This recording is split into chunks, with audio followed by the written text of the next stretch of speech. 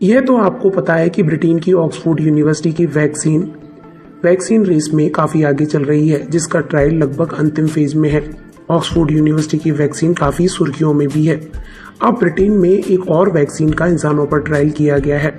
London के imperial college के वैज्ञानिकों ने दावा किया है कि इस वैक्सीन के बेहतर परिणाम सामने आ रहे हैं। इंपीरियल कॉलेज के वैज्ञानिकों का दावा है कि यहाँ वॉलंटियर्स को वैक्सीन की डोज दी गई है, जिसका कोई साइड इफेक्ट भी अभी तक सामने नहीं आया है। वैज्ञानिकों का कहना है कि इस वैक्सीन से इंसानी शरीर में कोरोना वायरस के खिलाफ इम्यूनिटी भी बढ़ रही है। इंपीरियल कॉलेज लंदन की ओर से ह्यूमन ट्रायल से पहले इस वैक्सीन का जानवरों पर किया गया ट्रायल भी सफल रहा है। अब इस वैक्सीन का 300 लोगों पर ट्रायल किया जाना है। प्रोफेसर रॉबिन सटॉक इस ट्रायल का नेतृत्व कर रहे हैं। इंपीरियल कॉलेज लंदन के वैज्ञानिकों का कहना है कि वे शुरुआती परीक्षण में एक प्रयोगात्मक कोरोना वायरस वैक्सीन के साथ सैकड़ों लोगों को प्रतिरक्षित कर रहे हैं। कॉलेज के प्रोफेसर डॉक्टर रॉबिन सटॉक का कहना है कि वे और उनके सहयोगी वैज्ञानिक वैक्सीन के ट्रायल की कठिन प्रक्रिया को पूरा कर चुके हैं और अब जल्द ही यह परीक्षण लगभग 300 लोगों पर किया जाना है। उन्होंने बताया कि इस ट्रायल में 75 साल से अधिक उम्र के लोग भी शामिल हैं। प्रोफेसर सटॉक ने कहा कि परीक्षण को अच्छी तरह पूरा कर लिया गया है और उसके कोई साइड इफेक्ट भी नहीं देखे गए हैं। इंपीरियल कॉलेज में वैक्सीन की इस रिसर्च को लीड कर रहे प्रोफेसर सटॉक को उम्मीद है कि अक्टूबर तक उनके पास इतना सेफ्टी डेटा उपलब्ध हो जाएगा कि वो हजारों लोगों को वैक्सीन की डोज दे सकेंगे। प्रोफेसर रॉबिन के मुताबिक चूंकि ब्रिटेन में कोविड संक्रमण के मामले कम होते दिख रहे हैं, तो अभी यह नहीं कहा जा सकता कि वैक्सीन कितनी काम कर रही है।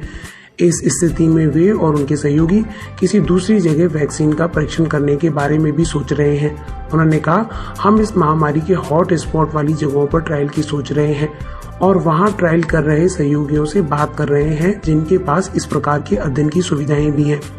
इंपीरियल कॉलेज द्वारा तैयार यह वैक्सीन अलग तरीके से काम करती है।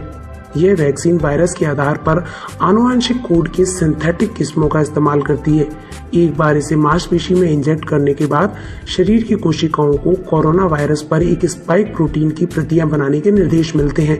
इससे प्रतिरक्षा क्षमता पैदा होती है, जिससे भविष्य में शरीर कोविड-19 से लड़ने के लिए तैयार हो जाता है। प्रोफेसर रॉबिन कहते हैं कि अब कोरोना वायरस की कई वैक्सीन देखने को मिल रही हैं और ऐसा लगता है कि इनमें से कुछ तो जरूर असरदार साबित होंगी। उन्होंने कहा कि वर्तमान में करीब 20 वैक्सीन क्लिनिकल ट्रायल में है। अगर 10% सफलता की भी संभावना हो तो हमें पूरा विश्वास है कि इनमें से 1 या 2 तो काम जरूर करेंगी।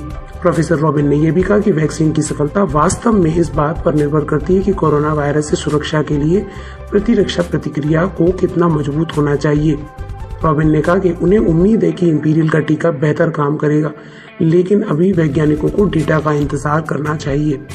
बताते चलें कि इसी सप्ताह की शुरुआत में दुनिया का सबसे बड़ा वैक्सीन ट्रायल अमेरिका में भी शुरू हुआ है, जिसमें 30,000 वॉलंटियर्स को US National Institute of Health and Moderna Inc द्वारा बनाई गई वैक्सीन की डोज देकर अध्ययन किया जा रहा है।